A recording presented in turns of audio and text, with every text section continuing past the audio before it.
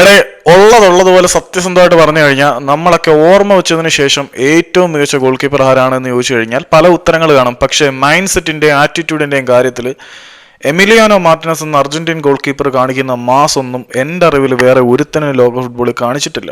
ഹിഗിറ്റെ പോലെയുള്ള ഗോൾ കീപ്പർമാരുണ്ട്, ഇല്ലെന്ന് പറയുന്നില്ല. ലവ്യാഷിനെ പോലെയുള്ള ലെജൻഡറി ഗോൾ കീപ്പർമാരുണ്ട്. പിന്നെ പുതുതലമുറയിലേക്ക് വരുമ്പോൾ ബുഫൺ, കാസിയസ്, ന്യൂയർ, അങ്ങനെ കുറേ ലെജൻഡറി ഗോൾ കീപ്പർമാരെ നമ്മൾ കണ്ടിട്ടുണ്ട്. ഇടയ്ക്ക് ചില രാജ്യങ്ങളിൽ ഒബ്ലക്കിനെ പോലെയുള്ള ചില ഗോൾ കീപ്പർമാർ വന്നു പോകുന്ന കാഴ്ച കണ്ടിട്ടുണ്ട്. പക്ഷെ ഇവൻ കാണിക്കുന്ന മാസം എന്ന് പറഞ്ഞാൽ ഒന്നൊന്നര മാസമാണ്. ഇനിയിപ്പം എതിരെ നിൽക്കുന്നവൻ ഏത് കൊലക്കൊമ്പനാണെങ്കിലും, ജാക്കിയല്ല, ജാക്കിയുടെ അപ്പനല്ല, ജാക്കിയുടെ അപ്പൻ്റെ അപ്പം വന്നാലും ഈ ജാക്കിക്ക് ഒരേ മൈലാണ് എന്ന് പറയുന്ന ആറ്റിറ്റ്യൂഡിലാണ് അവൻ ഗോൾ വരയുടെ മുമ്പിൽ വിരിഞ്ഞങ്ങോട്ട് നിൽക്കും.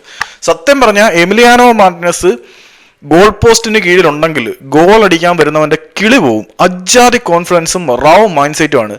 ഇനിയിപ്പം ഏതവൻ ആടാന്ന് ചോദിച്ചു കഴിഞ്ഞാൽ ആരാടാന്ന് തിരിച്ചു ചോദിക്കാനുള്ള ചങ്കൂറ്റം എമിലിയാനോ മാർട്ടിനസിനെ മറ്റുള്ളവരിൽ നിന്നും മാറ്റി നിർത്തുന്നു എന്നതുകൊണ്ട് തന്നെ നിലവിലെ ഗ്രേറ്റസ്റ്റ് ഓഫ് ഓൾ ടൈം എന്നൊന്നും പറയാൻ നമുക്ക് ഫുട്ബോളിന്റെ ഇതുവരെയുള്ള ചരിത്രത്തിലെ ഗോൾ കീപ്പർമാരുടെ ആറ്റിറ്റ്യൂഡും സാഗുവൊന്നും നമ്മൾ കണ്ടിട്ടില്ല. എന്നിരുന്നാൽ പോലും സ്ഥിരബുദ്ധിയോടെ കണ്ടതിന് ശേഷം ഏറ്റവും കൂടുതൽ ചങ്കൂറ്റമുള്ള ഗോൾ കീപ്പർ, ഞാൻ വേറെ ടെക്നിക്കൽ എബിലിറ്റിയോ മറ്റുള്ള കാര്യങ്ങളോ ഒന്നും പറയുന്നില്ല, അതിന് അവകാശവാദങ്ങൾ ഉണ്ടായിരിക്കാം. ചങ്കൂറ്റമുള്ള ഗോൾ കീപ്പർ ആരാണ് എന്ന് ചോദിച്ചു കഴിഞ്ഞാൽ അതിനൊരൊറ്റ മറുപടി മാത്രമേ ഉണ്ടായിരിക്കത്തുള്ളൂ, അത് എമിലിയാനോ മാർട്ടിനസ് ആയിരിക്കും. കാരണം ഇനിയിപ്പം ഏതവനായാലും അണ്ണന്റെ മുമ്പിൽ വന്നാൽ ഒന്ന് വേർക്കും.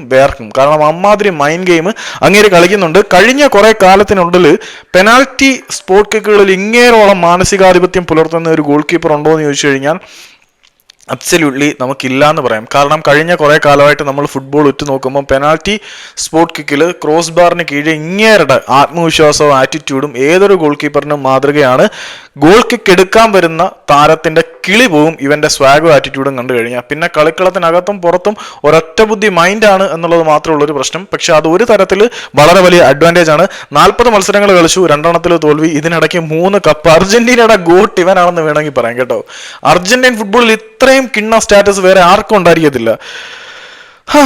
തോൽവികളേക്കാൾ കൂടുതൽ കപ്പുള്ള ലോകത്തിലെ ഒരേ ഒരു ഗോൾ കീപ്പർ ഇവനാണ്. കാരണം ഇവന്റെ കരിയറിലാകെ അർജന്റീനയ്ക്ക് വേണ്ടി 2 കളികളെ തോറ്റിട്ടുള്ളൂ, 3 കപ്പുള്ളൂ. വേറെ ആർക്കുണ്ടേ തോൽവികളെക്കാട്ടിൽ കൂടുതൽ കപ്പുള്ള ഗോൾ കീപ്പർ എന്നൊക്കെ പറഞ്ഞു കഴിഞ്ഞാൽ ഒരു രക്ഷയില്ലാത്ത ഐറ്റം തന്നെയാണ് എമിലിയാനോ മാർട്ടിനസ്.